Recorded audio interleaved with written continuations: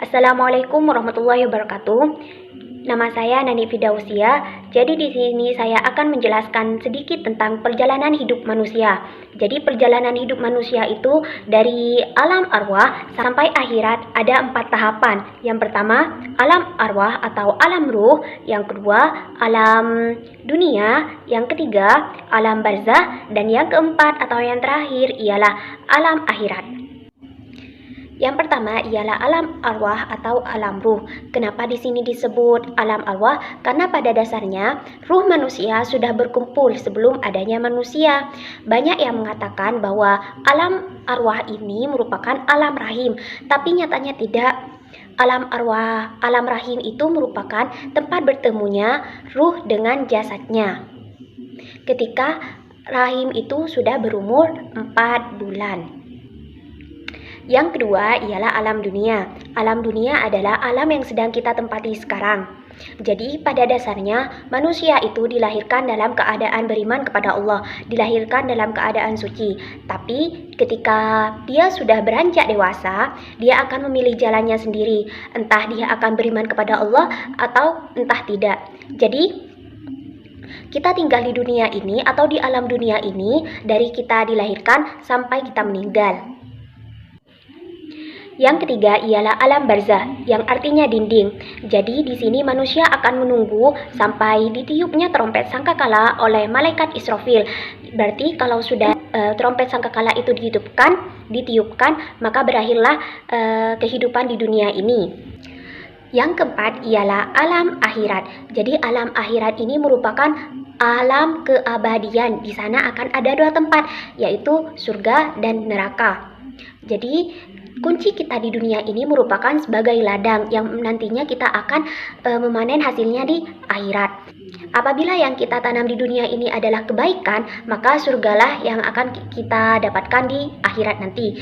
Tapi jika yang kita tanam di dunia ini ialah keburukan, maka nerakalah yang akan kita dapatkan nanti.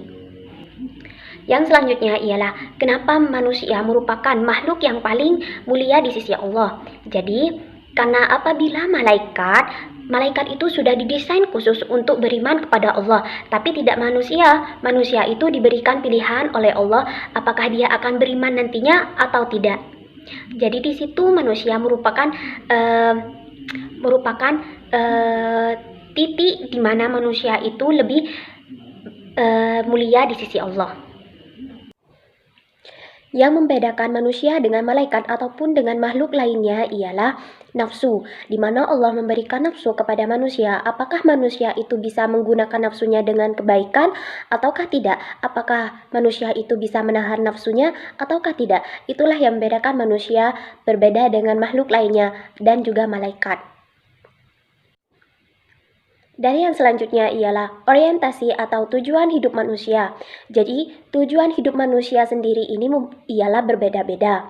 Namun telah dijelaskan dalam Al-Quran bahwa tujuan hidup manusia itu harus seimbang antara tujuan hidup di akhirat dan di dunia.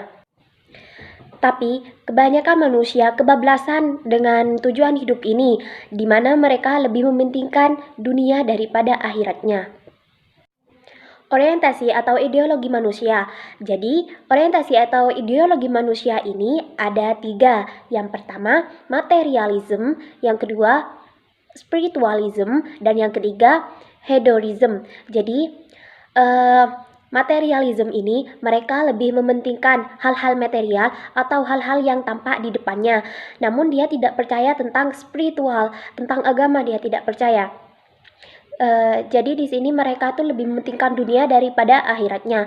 Yang kedua ialah spiritualism, di mana mereka lebih mementingkan hal-hal spiritual seperti agama dan lain sebagainya. Namun dalam Islam kita harus seimbang antara spiritualism dan materialism. Dan yang terakhir ialah hedonism. Hedonism ini mereka lebih terlihat bahagia di luar, tapi aslinya mereka rapuh di dalam. Dan hal ini banyak terjadi pada kalangan artis, di mana mereka menggunakan kekayaannya dengan menggunakan hal-hal yang dilarang dalam agama, seperti arak ataupun narkoba. Dan yang terakhir ialah tips agar kita sukses di dunia dan di akhirat. Jadi, tips untuk kita sukses ini ialah telah Allah berikan dalam Al-Quran. Jadi, kita harus mengikuti aturan ataupun larangan-larangan yang telah Allah ajarkan dalam Al-Quran. Jadi di sana sudah ada semuanya agar kita menjalani hidup ini dengan nyaman dan tentram.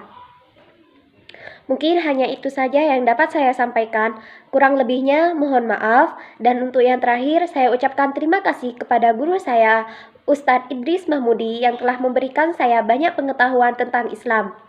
Wassalamualaikum warahmatullahi wabarakatuh.